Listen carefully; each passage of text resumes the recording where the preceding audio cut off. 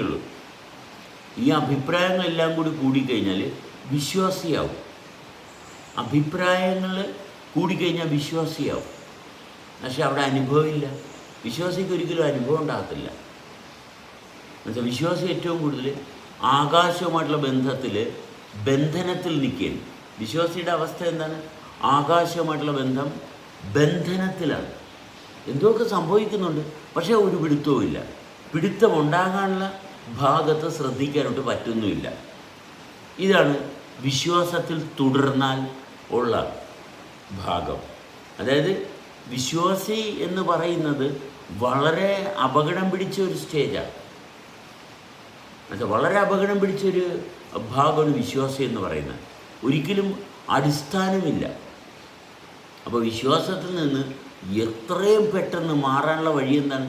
ചെയ്യുന്ന പ്രവർത്തികൾ